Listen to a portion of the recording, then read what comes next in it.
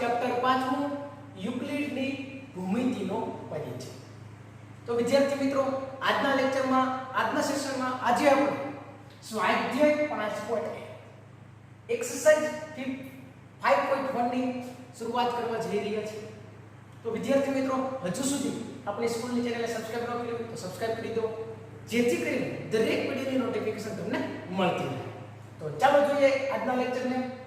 પ્રશ્ન 1 આપેલો છે વિદ્યાર્થી મિત્રો કે નીચે આપેલા વિધાનોમાંથી કયા વિધાનો સત્ય છે અને કયા વિધાનો અસત્ય છે. પ્રશ્ન પૂરો નથી થતો ત્યાં. કયા વિધાનો સત્ય છે અને કયા અસત્ય છે, કયું સાચું કયું ખોટું, એટલું ત્યાં સુધી લખવાનું નથી, પણ આગળ પણ લખવાનું છે. શું લખવાનું છે? ચાલો જો તમારા જવાબ માટે કારણ આપો. તમે એમ કહો કે આ વાક્ય સત્ય છે, તો શું કામ છે? કારણ આપણને આપવાનું છે. ચાલો જોઈએ. પહેલો જ પ્રશ્ન આપણને એવો આપેલો છે વિદ્યાર્થી મિત્રો, એક બિંદુમાં પસાર થતી માત્ર એક રેખા દોરી શકાય. તો આ લાઈન તમને જોઈ અને અગાઉનું લેક્ચર તમને યાદ આવતું હશે. એક બિંદુમાંથી પસાર થતી માત્ર એક રેખા દોરી શકાય. તો આ તો ખોટું છે. શું કામ ખોટું છે? તો અગાઉના લેક્ચરમાં તમે જોયું હશે વિદ્યાર્થી મિત્રો કે એક બિંદુમાંથી પસાર થતી માત્ર એક જ રેખા દોરી શકાય? ના, અસંખ્ય દોરી શકાય. એક બિંદુમાંથી તો અસંખ્ય રેખાઓ દોરી શકાય છે, બરાબર? ખાલી એક જ ના દોરી શકાય. તો આ વિધાન જે છે તે કેવું આવશે? અસત્ય. આ વિધાન અસત્ય છે. શું કારણ છે? બરાબર, એનું કારણ આપવાનું છે. કારણ કે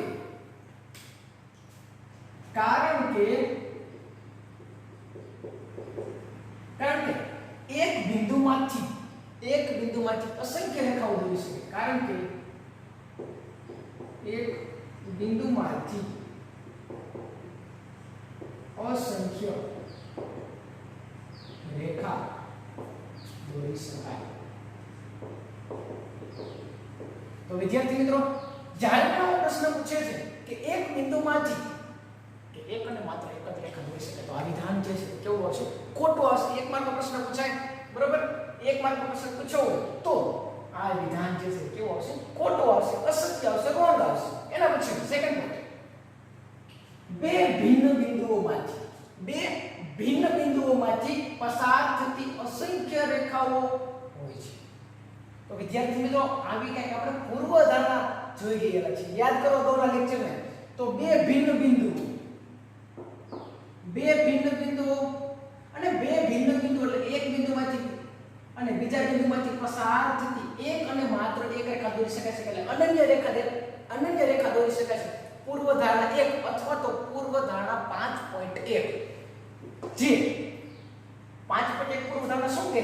તો કે બે બિંદુ એટલે કે એક બિંદુ અને બીજા બિંદુમાંથી પસાર થતી એક અને માત્ર એક જ રેખા દોરી શકાય. જ્યારે આમાં શું કીધું છે? તો કે અસંખ્ય રેખા દોરી શકાય. આ વિધાન તો કેવું છે? ખોટું છે.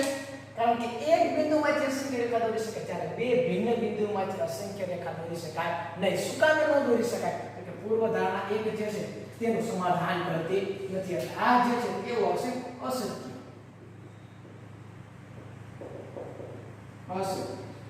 કારણ કે પૂર્વધારણા 1 નું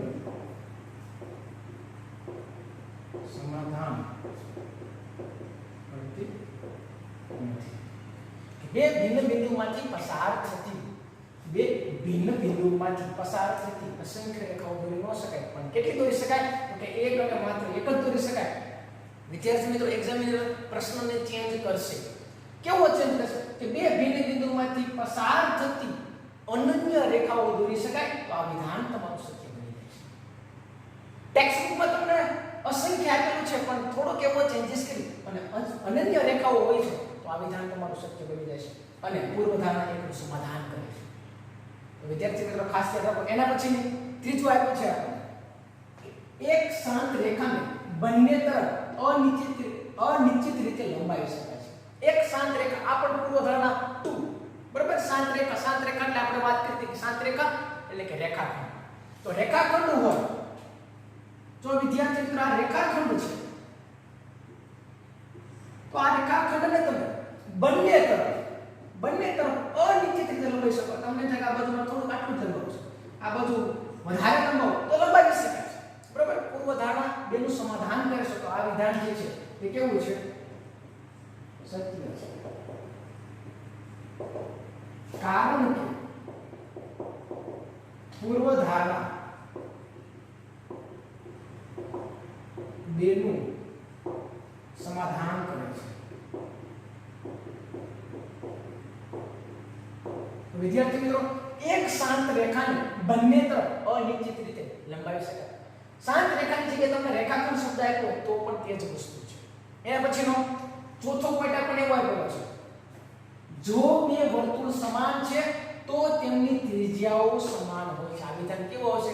તો કે આ છે, આ તો ખરું જ આવે, સત્ય જ આવે. કારણ કે ખબર છે તમને કે બે વર્તુળ સમાન હોય. આ એક વર્તુળ છે, સેમ ટુ સેમ આના જેવું છે, એટલે કે આના ઉપર આ બીજું વર્તુળ છે, આ એક વર્તુળ ના બીજું વર્તુળ. તો એ બે વર્તુળ બંને સમાન હોય તેની ત્રિજ્યા તો સમાન હોવાની છે. બરોબર છે? તો આ વિધાન જે છે તે કેવું આવશે? સત્ય આવશે. સત્ય છે. શું કામ એ સત્ય છે? તો કે વર્તુળનો તમે પરિઘ જુઓ. પેલો વર્તુળનો તમે પરિઘ એટલે શું? તો વર્તુળની પરિમિતિ. તો વર્તુળની પરિમિતિ, બંને વર્તુળ સરખા છે તો બંને વર્તુળની પરિમિતિ સરખી હોવાની. તો કે હા હશે. તો બંનેની ત્રિજ્યા પણ સરખી હશે. તો કે હા છે, હોય જ. બરાબર? તો બંનેના વર્તુળની પરિઘ જે છે તે પરિઘ સરખા છે અને કેન્દ્ર સુધીનું અંતર સરખું હશે, જેથી કરીને બંનેની ત્રિજ્યા પણ કેવી હશે? સમાન. એટલે જો બે વર્તુળ સમાન હોય તો તેમની ત્રિજ્યાઓ પણ કેવી હશે? સમાન હશે. કારણ કે બંને વર્તુળોમાં પરિઘ અને કેન્દ્ર સુધીનું અંતર સરખું હશે. એટલા માટે જો તે વર્તુળ સમાન હોય તો તેમની ત્રિજ્યાઓ પણ સમાન થાય. એન્ડ લાસ્ટ પાંચમો દાખલો કે નીચેની આકૃતિઓમાં જો AB PQ અને PQ XY છે તો AB XY થાય. એકદમ સિમ્પલ છે. વિદ્યાર્થીઓ, આકૃતિ તમને આપી છે કે AB PQ થાય અને PQ XY થાય તો AB XY થાય. બહુ તો સહેલી વાત છે. કેવી રીતે? તમને કીધું કે AB PQ, હું AB ધારી લો કે 2 સેન્ટીમીટર છે. સમજો વિદ્યાર્થીઓ કે AB 2 સેન્ટીમીટર છે. આપણને માપની કઈ ચર્ચા નથી કરી, પણ તમને સમજાવવા માટે AB PQ તો મેં ધારી લીધું કે AB બરાબર 2 સેન્ટીમીટર હોય તો AB બરાબર PQ થાય, PQ બરાબર પણ 2 સેન્ટીમીટર થાય. તો હા સર થાય જ, કારણ કે AB PQ છે. તો વિદ્યાર્થી મિત્રો PQ XY, PQ XY તો PQ 2 સેન્ટીમીટર હોય તો XY પણ 2 સેન્ટીમીટર થાય. તો હા સર થાય. તો હવે જોવો AB XY થાય છે. AB XY થાય. તો કે હા થાય. તો વિદ્યાર્થી મિત્રો AB XY થાય કોને અનુસંધાને? તો જ્યારે આપણે અગાઉના લેક્ચરમાં સ્વયં સિદ્ધ સત્યોની જ્યારે વાત હતી એમાંનું પહેલું કે એક જ બાજુનું માપ છે, બરાબર, તે જે છે બીજા બાજુઓને સમાન થાય, સરખું થાય. તો લખી શકાય વિદ્યાર્થી મિત્રો કે આ વિધાન જે છે તે પણ કેવું છે? સત્ય છે. કોને અનુસંધાને? તો કે સ્વયં સિદ્ધ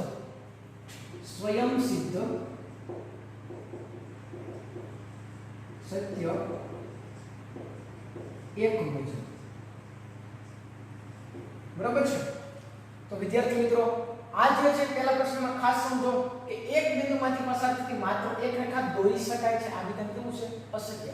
હવે પ્રશ્ન ધ્યાન કરો કે એક બિંદુમાંથી પસાર થતી માત્ર એક રેખા દોરી શકાય નહીં. તો વિધાન કેવું બની જાય? સત્ય બની જાય છે.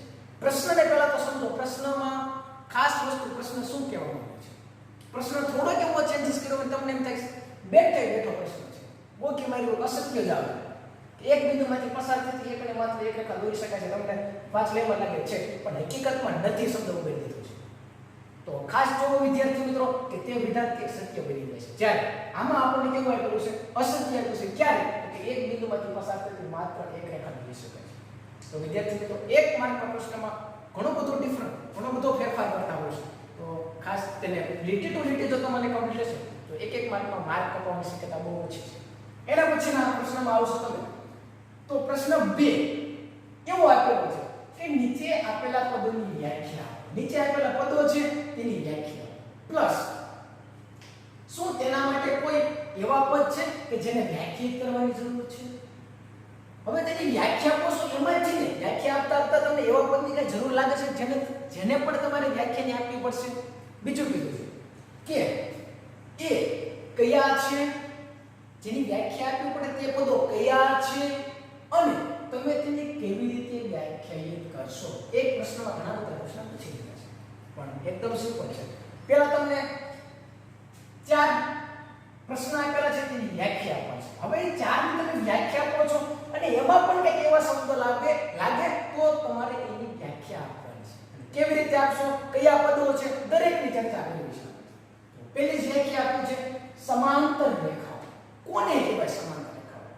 એની ડેફિનેશન શું? સમાંતર રેખાઓની તો સમાંતર રેખા એટલે શું?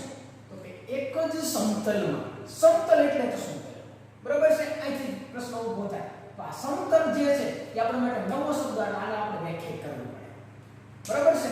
એટલે એક જ સમતલમાં આવેલી બે રેખાઓ, બરાબર છે? એક જ સમતલમાં આવેલી બે રેખાઓ. હવે રેખાઓ શબ્દ આપણને ખબર નથી એને અને આપણે વ્યાખ્યાયિત કરવું પડે.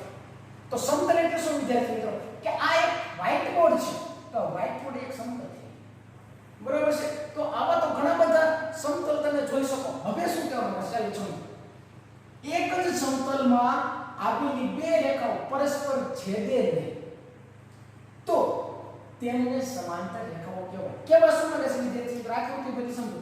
આ એક સમતલ છે, સમતલમાં બે રેખાઓ એવી છે કે જે પરસ્પર છેદે નહીં તો આને સમાંતર રેખાઓ કહેવાય.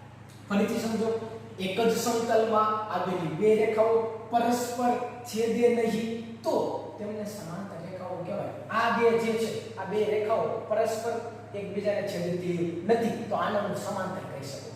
હવે સ્કેલ હોય તો સ્કેલમાં તમે જોશો બંનેની જે લાઈન જે છે એ રેખાઓ તો બંને બાજુની તમે ધાર જુઓ તો બંને કેવું છે? સમાંતર છે. સમાંતર રેખાઓનું ઉદાહરણ જ છે. તો આ સમાંતર રેખાઓમાંથી કોને કોને વ્યાખ્યાયિત કરવાની જરૂર છે? એક તો સમતલને વ્યાખ્યાયિત કરવાની જરૂર છે, બીજું તો કે રેખાને વ્યાખ્યાયિત કરવાની જરૂર છે. ચાલો એના પછીની ડેફિનેશન આવો. લંબ રેખાઓ. લંબ રેખાઓ એટલે કે જે 90 નો ખૂણો બનાવતો હોય, જેનો જે ખૂણો જે છે કેવો હશે? કાટખૂણો. જો જે બે રેખાઓ પરસ્પર કાટખૂણે છેદે તેમને લંબ રેખાઓ કહેવાય. જે બે રેખાઓ એકબીજાને કાટખૂણે છેદે તો તેમને લંબ રેખાઓ કહેવાય. તો લંબ રેખાની ડેફિનેશન ખાસ યાદ રાખો વિદ્યાર્થી મિત્રો કે જે બે રેખાઓ પરસ્પર કાટખૂણે છેદે તો આમાં જે શબ્દ આવે છે તે કાટખૂણો. કાટખૂણો એટલે શું? કોને કહેવાય કાટખૂણો? તે આપણને ખબર નથી તો તેને પણ વ્યાખ્યાયિત કરવું પડે. ચાલો રેખાખંડની જરૂર છે, બરાબર? કોને કહેવાય રેખાખંડ? તો રેખાખંડની ડેફિનેશન આપણે શરૂઆતના સ્ટાર્ટિંગના લેક્ચરમાં આપણે વાત કરી કે રેખાખંડ એટલે કે એકદમ ડાયો છોકરો, અજડ બમ, બરાબર? એક બાજુ કે બરાબર એક બાજુ કે વિસ્તરેલું છે એકદમ સીધું જેટલું માપ છે એમાં કાંઈ પણ ફેરફાર થતો નથી. ચાલો રેખાખંડની ડેફિનેશન જોઈએ. શું કહે છે? તો કે રેખાના એવા ભાગને રેખાખંડ કહે છે કે જેના બે અંત્ય બિંદુઓ હોય છે. રેખાખંડના એવા રેખાખંડ કે જેના બે અંત્ય બિંદુઓ હોય છે. આ બંને અંત્ય બિંદુઓ હોય છે જેને રેખાખંડ કહે છે, બરાબર? રેખાના શું કીધું? તો કે રેખાના આ રેખા છે, રેખાના એવા ભાગને કે જેના બે અંત્ય બિંદુ હોય છે જેને રેખાખંડ કહે છે. એટલે કે રેખાના એવા ભાગને રેખાખંડ કહેવાય કે જેના બે અંત્ય બિંદુઓ હોય છે. એના પછીની પોઈન્ટની વાત કરીએ. વર્તુળની ત્રિજ્યા. કોને કહેવાય વર્તુળની ત્રિજ્યા? બરોબર? રેડિયસ. સર્કલની રેડિયસ કોને કહેવાય? ચાલો જોઈએ. તો કે વર્તુળના કેન્દ્ર, આ નવો પોઈન્ટ છે, વર્તુળના કેન્દ્ર. આને વ્યાખ્યાયિત કરવું પડે. કોને કહેવાય વર્તુળનું કેન્દ્ર? નથી ખબર, એને પણ વ્યાખ્યાયિત કરવું પડે આપણે. અને પરિઘ. પરિઘ એટલે શું? તે પણ નથી ખબર, તો તેને પણ આપણે વ્યાખ્યાયિત કરવું પડે. વર્તુળના કેન્દ્ર અને પરિઘ પરના કોઈ પણ બિંદુને જોડતા રેખાખંડને વર્તુળની ત્રિજ્યા કહે છે. વર્તુળના કેન્દ્ર અને પરિઘ, આ પરિઘ છે. વર્તુળના કેન્દ્ર અને પરિઘ પરના કોઈ પણ બિંદુને, આ વર્તુળનો પરિઘ છે એમાંનો કોઈ પણ બિંદુ, બરાબર? અસંખ્ય બિંદુઓ છે, એમાંનો કોઈ પણ બિંદુને તમે કેન્દ્ર સાથે જોડો બરાબર, કોઈ પણ બિંદુને તમે કેન્દ્ર સાથે જોડો છો તો તે વર્તુળની ત્રિજ્યા છે, આવું કહેવામાં આવે છે. તો વર્તુળના કેન્દ્ર અને પરિઘ પરના કોઈ પણ બિંદુને જોડતા રેખાખંડને વર્તુળની ત્રિજ્યા કહે છે. તો વિદ્યાર્થી મિત્રો કેટલા પદોને આપણે વ્યાખ્યાયિત કરવા પડશે? તો સમતલ કોને કહેવાય? સમતલ તેને એક તો રેખાઓ, કાટખૂણો, વર્તુળનું કેન્દ્ર, પરિઘ, બરોબર છે. આ દરેક જે છે એને આપણે વ્યાખ્યાયિત કરવા પડશે. જેમાંથી પણ અવ્યાખ્યાયિત પદો જેને આપણે વ્યાખ્યા સ્વરૂપે દર્શાવી ન શકાય તેવા કોણ કોણ? કે રેખા અને સમતલ. તે બે અવ્યાખ્યાયિત પદો છે. બાકીના જે છે તેને આપણે વ્યાખ્યાયિત કરીએ. તેને એની વ્યાખ્યા જોઈએ. ચાલો, પહેલું છે કાટખૂણો. કોને કહેવાય કાટખૂણો? હવે તમને આવડતું હોય વિદ્યાર્થી મિત્રો કે જેનું માપ, જે ખૂણાનું માપ પરફેક્ટ 90 અંશનું હોય, જે ખૂણાનું માપ પરફેક્ટ કેટલાનું હોય? 90 અંશનું હોય, અથવા તો 90 માપ વાળા ખૂણાને કાટખૂણો કહેવાય. એના પછી વર્તુળનું કેન્દ્ર. કોને કહેવાય વર્તુળનું કેન્દ્ર? તો કે વર્તુળના સમતલમાં આવેલું, વર્તુળના સમતલમાં આવેલું એવું બિંદુ કે જે વર્તુળના દરેક બિંદુથી સમાન અંતરે હોય તેને વર્તુળનું કેન્દ્ર કહે છે. એટલે ટૂંકમાં એવું કહેવા માંગે છે વિદ્યાર્થી મિત્રો કે આ વર્તુળ છે, બરાબર. વર્તુળમાં શું કીધું? તો કે વર્તુળમાં આવેલું એવું બિંદુ, વર્તુળમાં આવેલું આ એવું બિંદુ કે જે વર્તુળના દરેક બિંદુથી સમાંતરે હોય છે. આ વર્તુળના દરેક બિંદુથી તમે જુઓ તો દરેક બિંદુથી કેવા અંતર રહેશે? સમાન અંતર, બરાબર, જેને વર્તુળનું કેન્દ્ર કહેવામાં આવે છે. તો એના પછીનો પોઈન્ટ આપણે જોઈએ વિદ્યાર્થી મિત્રો, પરિઘ. તો પરિઘ એટલે શું? તો પરિઘ એટલે તો આપણે પેરામીટર એટલે કે પરિમિતિ. ચોરસની પરિમિતિ આપણે જોઈ હોય તો ચોરસની પરિમિતિ એટલે કે ચોરસની ચારે બાજુનો તમે સરવાળો કરો તો એ ચોરસની પરિમિતિ થઈ. ત્રિકોણની પરિમિતિ જોઈ હોય તો ત્રિકોણની ત્રણેય બાજુનો તમે સરવાળો કરો છો તો ત્રિકોણની પરિમિતિ મળી જાય છે. લંબચોરસની પરિમિતિ જોતી હોય તો આપણે શું કહીએ? ચારે બાજુનો તમે સરવાળો કરો તો એની પરિમિતિ મળી જશે. હવે વર્તુળનો પરિઘ એટલે કે શું? તો વર્તુળની પરિમિતિ. કોને કહેવાય વર્તુળની પરિમિતિ? તો કે વર્તુળની પરિમિતિને વર્તુળનો પરિઘ કહે છે. વર્તુળની પરિમિતિ એટલે શું? બરાબર, આમાં એવું કીધું કે વર્તુળની પરિમિતિને વર્તુળનો પરિઘ કહેવાય. તો વર્તુળની પરિમિતિ એટલે શું? તો વર્તુળ આ જે ફરતી જે કોર છે, ફરતી જે કોર છે તે વર્તુળનો પરિઘ બને, વર્તુળની પરિમિતિ બને, જેનું માપ 2π આવ્યું છે. વર્તુળનો પરિઘ 2π આવ્યો છે. એટલા માટે તમે પાઈની વેલ્યુ જોઈ છે. પાઈ નો ઉદ્ભવ ક્યાંથી છે? બરાબર છે. આ બહુ વધારે વિશાળ આખું પાઈ વિશે માહિતી આપેલી છે, પણ હું તમને થોડીક એવી એમાંથી જ્યારે 2π ની વાત આવી છે ત્યારે થોડીક એવી માહિતી આપું તો વર્તુળ જે છે એમાંથી જ પાઈનો ઉદ્ભવ થયો છે. કેવી રીતે થયો છે? તો પાઈ કેવી રીતે મળે? તો કે વર્તુળનો પરિઘ ના છેદમાં. વર્તુળનો પરિઘ એટલે શું? તો કે 2π. વર્તુળનો પરિઘ એટલે કે શું? તો કે 2π. વર્તુળનો પરિઘ ના છેદમાં વ્યાસ, વર્તુળનો વ્યાસ. વર્તુળનો વ્યાસ એટલે કે d. d એટલે કે ત્રિજ્યાના બમણા, ત્રિજ્યાના બમણા એટલે કે 2r. 2r કેન્સલ કરો એટલે કે પાઈ. તો વર્તુળનો પરિઘ ના છેદમાં વર્તુળનો વ્યાસ, ત્યારે તમને પાઈ મળે છે. તો આ જે છે વર્તુળનો પરિઘ કેટલો હોય છે? તો કે 2π હોય છે. r એટલે કે ત્રિજ્યા. પાઈ ની વેલ્યુ કેટલી છે? તો વિદ્યાર્થી મિત્રો ખાસ ધ્યાન રાખજો. એક પ્રશ્ન હું તમને આપું છું જે તમારે મને કમેન્ટમાં એનો જવાબ આપવાનો છે કે આપણે પાઈ ની વેલ્યુ 22/7 લઈએ છીએ. તો આપણે વાત કરી પહેલા જ ચેપ્ટરમાં કે પાઈ જે છે એ અસમય સંખ્યા છે. પાઈ કેવી છે? અસમય સંખ્યા. અને સમય સંખ્યા એટલે શું? તો કે સમય સંખ્યા એટલે કે જેનું ફોર્મ p/q સ્વરૂપનું હોય તો આ 22/7 તો p/q સ્વરૂપનું ફોર્મ છે. તો 22/7 ને તો સમય સંખ્યા કહેવાય, પણ હકીકતમાં તો પાઈ ને આપણે અસમય સંખ્યા કહીએ છીએ. તો આનું રહસ્ય શું છે? અથવા પાઈ ની વેલ્યુ આપણે 3.14 લઈએ છીએ, પણ હકીકતમાં આ બે વેલ્યુ હું કહું છું ખોટી છે, તો સાચી વેલ્યુ કઈ છે? બરોબર છે. આ દરેક પ્રશ્ન તમને મૂંઝવશે. તો આ દરેક પ્રશ્નનું સોલ્યુશન તમારે મને કમેન્ટમાં જણાવવાનું છે કે આ પાઈ કેવી સંખ્યા છે? રેશનલ નંબર છે કે ઇરેશનલ નંબર? બરોબર છે. તો વધારે ચર્ચા નહીં કરીએ. જ્યારે પાયની વિશે આપણે ફરીથી જ્યારે જોશું ત્યારે પાયમાં ડિટેલ્સમાં જોશું. અત્યારે બસ આટલું જ રાખીએ. હવે જોઈએ વિદ્યાર્થી મિત્રો ચતુષ્કોણ. ચતુષ્કોણ એટલે શું? એક જ સમતલમાં આવેલ બંધ આકૃતિ કે જેને ચાર બાજુ અને ચાર ખૂણા હોય છે તેને ચતુષ્કોણ કહેવાય. એક જ સમતલ, આ એક જ સમતલ છે, એક જ સમતલની પાછળ બંધ આકૃતિ કીધી. બંધ આકૃતિ બરાબર છે. બધી બાજુથી આ બંધ છે. બંધ આકૃતિ કે જેના ચાર બાજુ હોય અને ચાર ખૂણા હોય. ચાર બાજુ હોય અને ચાર ખૂણા હોય તો તેને ચતુષ્કોણ કહેવાય. હવે ચતુષ્કોણના ઘણા બધા પ્રકાર છે. બરાબર છે. ચતુષ્કોણના ઘણા બધા પ્રકાર છે જે તમે ધોરણ 8 માં સમજી ગયા છો, ભણી ગયા છો. સમાંતર બાજુ ચતુષ્કોણ હોય, સમબાજુ હોય, સમલંબ ચતુષ્કોણ હોય, ચોરસ હોય, લંબચોરસ હોય, પતંગાકાર હોય, કોઈ પણ હોય. પણ ચતુષ્કોણ એટલે શું? એક જ સમતલમાં આવેલ બંધ આકૃતિ કે જેને ચાર બાજુ હોય, ચાર ખૂણા હોય જેને ચતુષ્કોણ કહેવાય છે. તો વિદ્યાર્થી મિત્રો જો વિડિયો ગમ્યો હોય તો વિડિયોને લાઈક કરો, શેર કરો અને ચેનલને સબસ્ક્રાઇબ કરો. તો વિદ્યાર્થી મિત્રો અહીં આપણે સ્વાધ્યાય 5.1 ના બીજા દાખલા સુધી પૂર્ણ કરીએ છીએ. ફરી પાછા નવા વિડિયો સાથે, નવા લેક્ચર સાથે મળીશું. Thank you. જય હિન્દ, જય ભારત.